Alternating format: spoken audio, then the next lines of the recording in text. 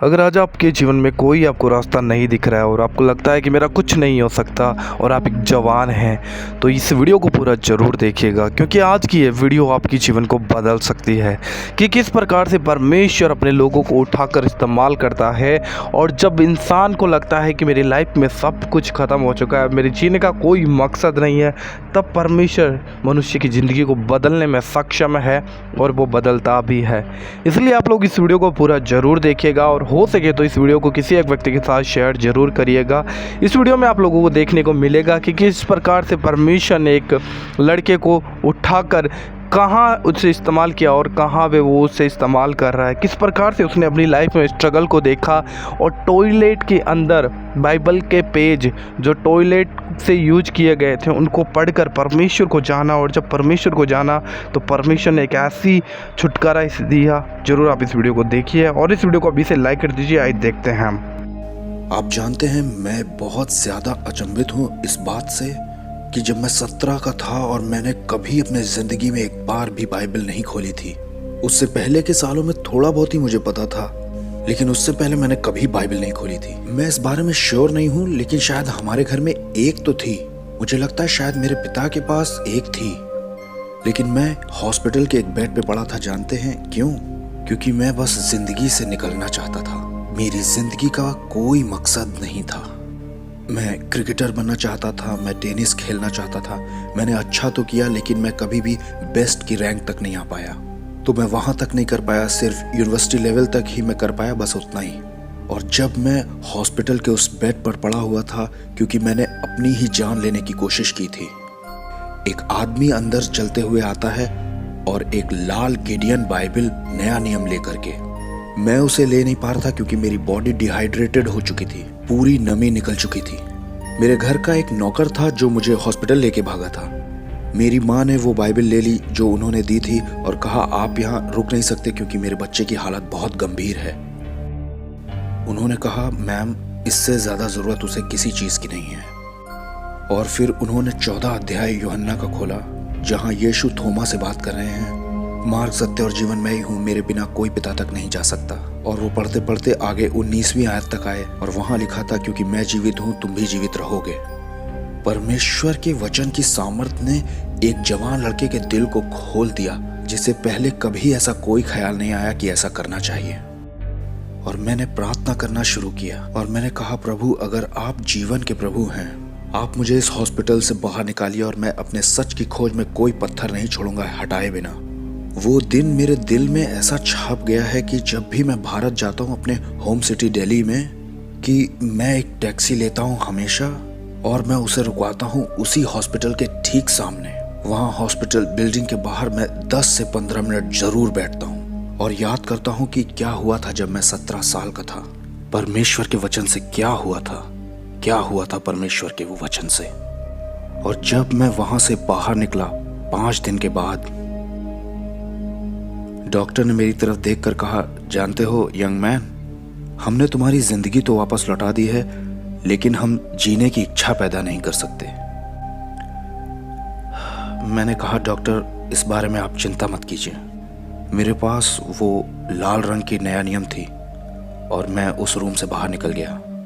जो शख्स वो बाइबल लेकर के मेरे कमरे में आए थे, वो पिछले साल मर गए हैं। उनके मरने से कुछ दिन पहले मैंने उनसे बात की थी अपने घर से अटलांटा में। वो लॉस एंजलिस में रहते थे। मैं उनसे मिलने जाना चाहता था। उन्होंने कहा, मत आओ क्योंकि तुम्हारे पास बहुत काम है करने के लिए। लेकिन एक ये बात उन्होंने मुझसे कही थी। उन्होंने कहा, मैं तुमसे ये कहना चाहता हूँ कि जब कभी मैं बैठ करके यूट्यूब में तुम्हें देखता हूँ तो मेरी आंखों से आंसू आ जाते हैं और मैं अपने आप में सोचता हूँ कि ईश्वर का मेन रीजन मुझे इस दुनिया में रखने का यही था, ताकि मैं उस दिन तुम्हें वो बाइबल दे पाऊं। मैंने कहा, फ्रेड, परमेश्वर आपको और भी बहुत सारे कामों के लिए इस दुनिया में लेके आए होंगे। उन्होंने कहा, नहीं बेटे, मैं तुम्हें ये बताना चाहता हूँ कि मेरे पास इससे बड़े शब्द नहीं हैं कि इसका क्या मतलब है कि तुम विश्वास में मेरे बेटे बने हो। और ये बात मुझे सबसे ज्यादा खुशी पहुंचाती है।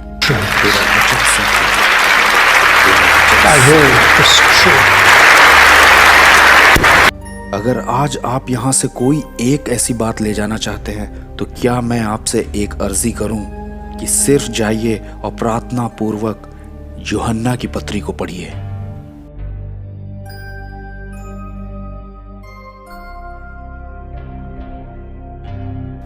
जब मैं अपनी 20s में था और मैं टोरंटो में उस वक्त स्टूडेंट था और मुझे ऑफ़र किया गया था वियतनाम जाने के लिए, क्योंकि अमेरिका से लड़ाई चल रही थी और मैं कनाडा में रहता था। मैं तो चाहता था कि मैं मिलिट्री चैपलिन्स के बीच में काम करूं, लेकिन मुझे वहां बोलने के लिए बुलाया गया जबकि मैं 20 साल का ही था। लेकिन मैं वहां बुलाया गया था मुख्य तौर से कुछ यूथ लोगों में और बस थोड़े से मिलिट्री बेसेस में बात करने के लिए। और मैं गया वहां और अब मैं आपको कुछ हैरान कर देने वाली बातें बताता हूँ। मैं 25 साल का था और मेरा इंटरप्रेटर जो था वो 17 का था। दोनों की एज मिला के सिर्फ 42 थी। हम अमेरिकन हेलीकॉप्टर से उड़ रहे थे, मोटरसाइकिल पे भी जाते थे। मैं उस वक्त सिंगल था। मैं सोचता था कि अगर कुछ हो भी जाता है तो देखा जाएगा। हम बस विश्वास से चलते थे और हजारों आदमी और औरतों ने अपनी जिंदगी मसीह को दी। उनमें से एक बात बता करके मैं अपनी बात को आज खत्म कर रहा हूँ यहाँ पे, क्योंकि ये बहुत ही अद्भुत है जब वो घटी थी। जब ये हजारों लोग मसीह में आ गए उसके बाद मैं वहां से निकल गया और जो मेरा इंटरप्रेटर था उसका नाम हेन फार्म था।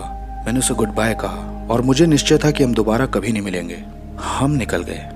17 साल के बाद रात को 11:30 बजे जब मैं वैंकूवर ब्रिटिश यूनिवर्सिटी में बोलने के लिए बुलाया गया था, मेरे होटल रूम में मुझे एक फोन आया। मैंने उसे उठाया और उस आवाज ने कहा, ब्रदर रवि। मैंने कहा, हेन तुम? उसने कहा, तुमने मेरी आवाज पहचान ली? मैंने कहा, तुम ही सिर्फ मुझे ऐसे बुलाते हो, ब्रदर रवि। मैंने कहा, तुम हो कहाँ? उसने कहा, कैलिफोर्निया में। मैंने कहा, क्या? मैंने कहा, वहां कर क्या रहे? उसने कहा, MBA अपना। मैंने कहा, तुम कैलिफोर्निया में MBA कर रहे हो? उसने कहा, हाँ। और मैंने कहा, और क्या क्या हुआ? उसने कहा, तुम्हारे पास थोड़ा समय है? मैंने कहा, मेरे पास बहुत समय है। उसने कहा, तुम्हारे जाने के बाद वियतनाम तबाह हो गया। मैं उन लोगों में था जो गिरफ्तार किए गए थे ये बोल के कि तुम CIA के लिए काम करते हो। मैंने बताया कि मैंने कभी CIA के लिए काम नहीं किया। हाँ, तुम्हारी इंग्लिश बढ़िया है, तुम कर रहे होगे उनके लिए काम। मैंने कहा, नहीं, मैं बस गेस्ट स्पीकर्स के लिए इंटरप्रेट करता था, अमेरिका के साथ काम किया, लेकिन CIA के लिए कभी नहीं किया। उन लोगों ने यकीन किया नहीं और जेल भेज दिया मुझे, ये बोल के कि कोई कभी नहीं मानता है कि तुम CIA को, इसलिए मुझे जेल में डाल दिया। वो एक प्रिजन कैंप में था। उन लोगों ने उसे इंग्लिश में कुछ भी पढ़ना अलाउ नहीं किया था, सिर्फ वियतनामीज और फ्रेंच।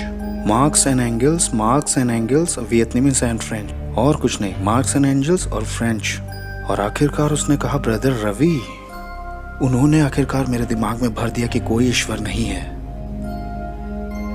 और एक दिन मैंने ऐसा कहा, ठीक है, अब मैं ऐसे ही जीऊंगा जैसे कि कोई ईश्वर है ही नहीं। उसने कहा, उसी दिन उन्होंने मुझे लैट्रीन साफ करने के काम में लगा दिया। उसने कहा, तुमने ऐसी लैट्रीन नहीं देखी होगी, तुम्हें लगता है कि तुमने सबसे खराब लैट्रीन देखी है उस समय, तुमने कभी नहीं देखी। उसने कहा, नाक और मुंह में कपड़ा बांधने की जरूरत पड़ती है उसे साफ करने के लिए। और मैं बस बाल्टियां डाल डाल के उसे पोंछ रहा था, साफ कर रहा था। और मैंने एक टॉयलेट के बगल में एक बाल्टी में ऐसे देखा। मैं बस उन पेपर्स को फेंकने ही जा रहा था और तभी मैंने नोटिस किया कि एक पेपर है इंग्लिश में। उसने कहा, मैंने बस इधर उधर देखा, मैंने बस उसे जल्दी से धो के अपनी जेब में रख लिया। उसने कहा, जब हर एक आदमी सोने चला गया मैंने तब तक इंतजार किया। उसने कहा, मैंने कागज का वो गीला टुकड़ा निकाला, टॉर्च की रोशनी में मैंने उसके राइट हैंड साइड पे लिखा देखा, रोमन्स चैप्टर 8। और मैंने उसे पढ़ना शुरू किया।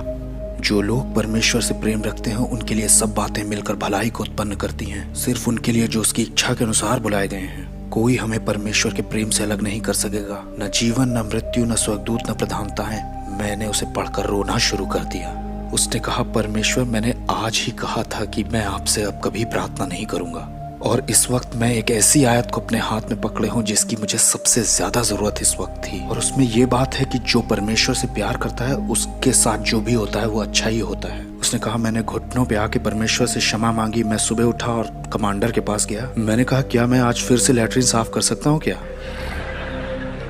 उसने कहा, मैं वहां से रोज पन्ने उठाता था नए नियम के। उस कमांडर को एक बाइबल दी गई थी। वो उसमें से पन्ने फाड़ करके उसे टॉयलेट पेपर की तरह इस्तेमाल करता था और बिन में फेंक देता था। मैं उसे धो के अपनी जेब में रख लेता था, रात में डिवोशन करता था उससे। और आखिरकार एक दिन उन्होंने मुझसे कहा कि वो मुझे छोड़ने वाले हैं और मैं छोड़ दिया गया। उसने कहा मेरे साथ 51-52 लोग और थे, उनमें से कुछ वाइस प्रेसिडेंट के बेटे बेटियां भी थे उनमें। हम एक नाव बना रहे थे वहां से भागने के लिए और हमने एक नाव बना भी ली। कई हफ्ते निकल गए और एक दिन मेरे दरवाजे पर दस्तक हुई। वहाँ 4 वियत कॉन्ग्स थे और ब्रदर रवि उन्होंने मुझसे कहा तुम भागने की कोशिश कर रहे हो है ना? और उसने कहा, मैंने उनकी तरफ देखा, प्लेन एक्सप्रेशन, कुछ नहीं। मैंने कहा नहीं। उन्होंने कहा तुम सच कह रहे हो? मैंने कहा यस। उन्होंने कहा तुम भाग नहीं रहे हो? मैंने कहा नहीं। सच बोल रहे हो? हाँ। उसने कहा वो लोग चले गए। उसने कहा मैंने सर पे हाथ मारा। मैंने कहा हे मेरे परमेश्वर, मैंने फिर गलती कर दी।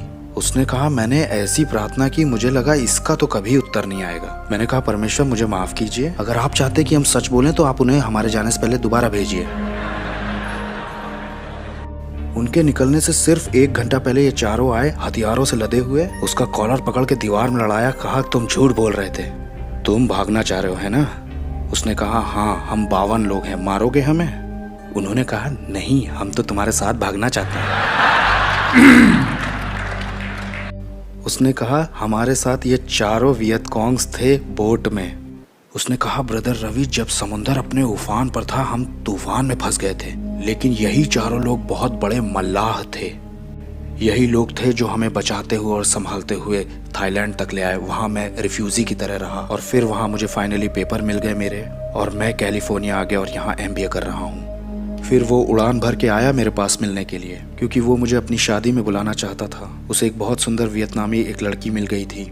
उसने मेरे बच्चों को देखा जो किचन के सामने खेल रहे थे, वो जब छोटे थे। मेरे उन बच्चों से उसने कहा कि तुम्हें हमेशा लगता होगा कि तुम अपने हिसाब से कर ले जाओगे है ना, ऐसे कभी काम नहीं बनता। उसने कहा सबसे ज़रूरी बात जो तुम्हारी ज़िंदगी में है वो ये है कि तुम परमेश्वर के साथ अपनी इंटीमेसी को बनाए रखो। वो रास्ता दिखाएगा, वो संभालेगा, वो तुम्हें सुरक्षित पहुंचाएगा तुम्हारी यात्राओं में जब तुम कदम मिला के उसके साथ चलोगे। दोस्तों मुझे पूरी उम्मीद है कि आप लोगों ने इस वीडियो को पूरा जरूर देखा है और इस वीडियो को किसी एक व्यक्ति के साथ जरूर शेयर कीजिएगा। आपने देखा कि किस प्रकार से जब हम परमेश्वर को ढूंढते तो निश्चय परमेश्वर हमें मिलता है, और बहुत बार वो बिना ढूंढे भी हमें मिल जाता है, लेकिन हम परमेश्वर को समझ नहीं पाते। 17 साल का लड़का जब वो बाइबल नहीं पढ़ता था तो एक ऐसी जगह में उसे बाइबल पढ़नी पड़ी जहाँ पर उसने सोचा भी नहीं था कि मेरे को ये काम करना पड़ेगा, यहाँ पर बाइबल पढ़ूंगा और परमेश्वर मेरे लिए अद्भुत मार्गों को ओपन करेगा। परमेश्वर आपको और मुझे बढ़ाना चाहता है, वो इस्तेमाल करना चाहता है। वो चाहता है कि हम अपने जीवन में हताश और निराश ना होएं, परंतु परमेश्वर पर विश्वास रखें और उसके पीछे चलें, क्योंकि निश्चय जो उसके पीछे चलता है परमेश्वर उठाकर ऊंचा करता है और इस्तेमाल करता है। ज़रूर आप हमारे इस चैनल को सब्सक्राइब कर सकते हैं। अगर आपको ये वीडियो अच्छा लगा तो इस वीडियो को किसी एक व्यक्ति के साथ जरूर शेयर करिए। प्रभु आप सभी को आशीष दे। जय मसीह।